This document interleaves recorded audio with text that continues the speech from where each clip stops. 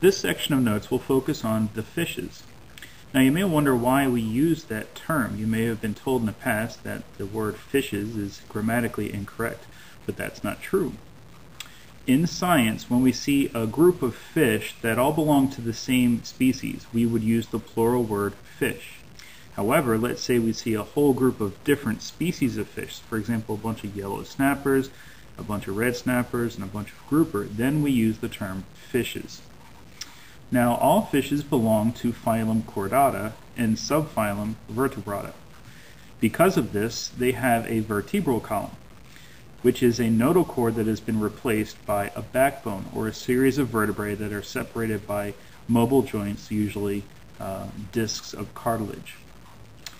They also are craniates, which means that they possess a head with a skull that is made of either hard cartilage or. The first class of fishes we're going to discuss are the jawless fishes, which is class Agnatha. Their major characteristics include the fact that they do not have jaws, as you can tell from that rather gruesome picture. They have 7 gill pouches, and their metabolism requires or has them being ectothermic. In other words, they're cold-blooded and cannot control their internal body temperature.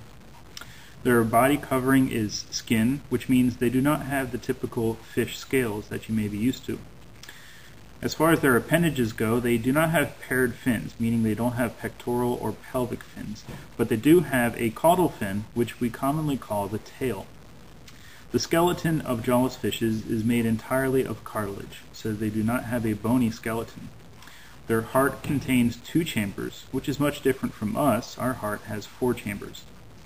As far as their reproduction goes, they are hermaphrodites. They have external fertilization. We commonly call this spawning, and they exhibit no parental care for their young. There are 2 classes of jawless fishes. The first class we need to know is class Myzini, which includes the hagfishes. These are deep sea scavengers that produce copious amounts of slime. In fact, they've been noted to be able to fill a bucket with their slime in just a matter of minutes. The second class is Petromyzontida, which are the parasitic lampreys, and these tend to live in freshwater, such as in the Great Lakes, where they are causing problems for lake trout in that area. The second class of fishes we're going to consider are the chondrichthyes, which are the cartilaginous fishes, which include the sharks and rays. Their characteristics include the fact that they have jaws, so these are already different than the agnathans. They have 5 to 7 gill slits, so most of the common sharks today have only 5. It's the primitive sharks that have 6 or 7 gills. As far as metabolism, they are ectothermic or endothermic.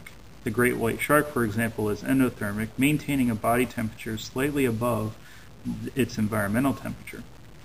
The body covering of sharks includes scales. They have tooth-like scales called dermal denticles that help them to swim fast. Sharks' appendages also are different from the jawless fishes. They have paired fins, which means they have pectoral and pelvic fins. And also, of course, they have a caudal fin or tail. But another difference is they also have dorsal fins and an anal fin. The skeleton of sharks is also made of cartilage, and it's interesting to note that they lack ribs. Their heart has 2 chambers, and as far as buoyancy and swimming goes, sharks rely on an oily liver that helps them to remain neutrally buoyant.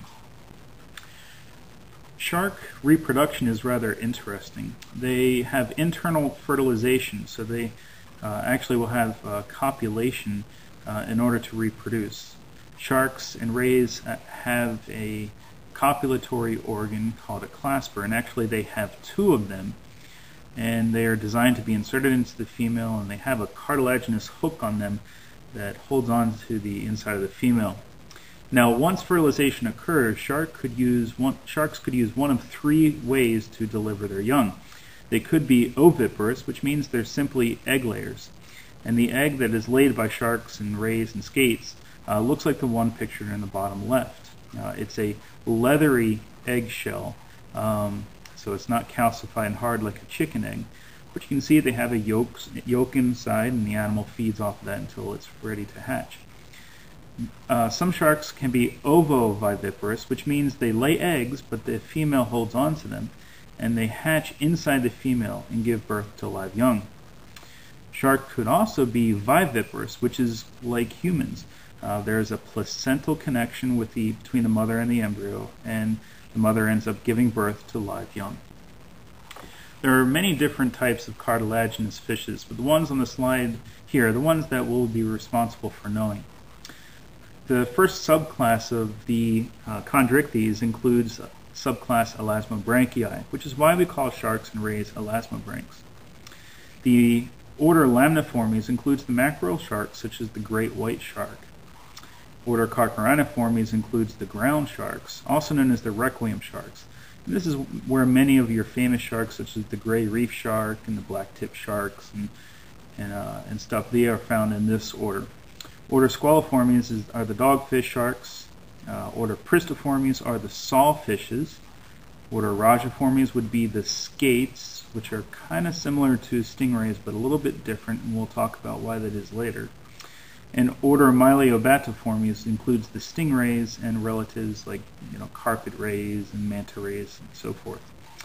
The other subclass of chondrichthyes is subclass Holocephali, which is a subclass that includes only one member. It is the chimera, a deep-sea cartilaginous fish similar to a shark, but is different enough to be in its own subclass. Now we're going to talk about class Osteichthyes, which are the bony fishes.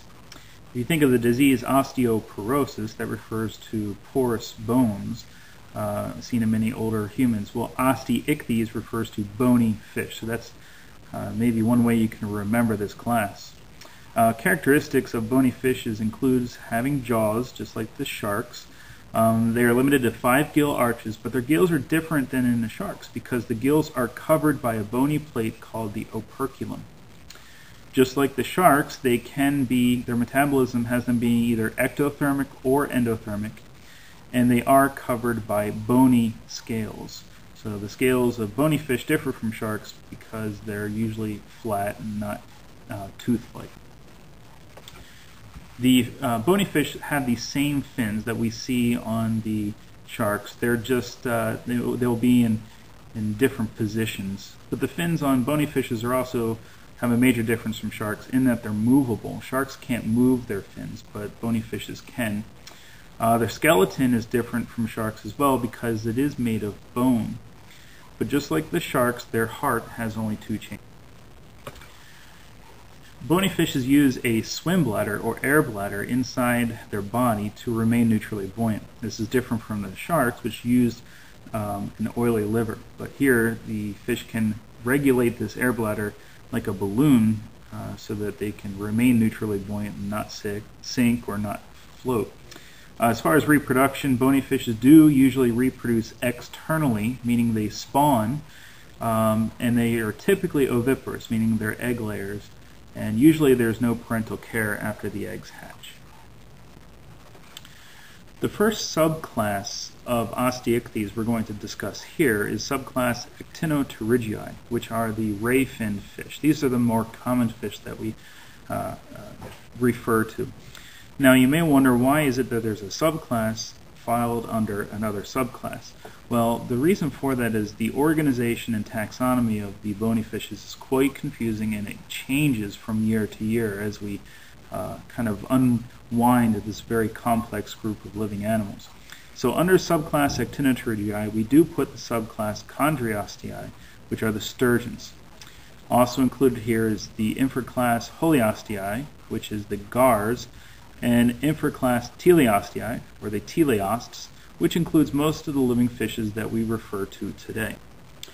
The second subclass of Osteichthyes we're going to consider are the lobed fin fish, which belong to subclass Sarcopterygii. These are an interesting group because most of them are extinct. The one living specimen today is found in order Actinistia, which is the coelacanth. We also, if you notice, include the subclass Tetrapoda here, which are the vertebrates that have 4 feet. Now, again, as I said before, the organization of the fishes is somewhat confusing. But we're including the tetrapods here because it is thought or hypothesized that tetrapods originated from a fish such as the coelacanth.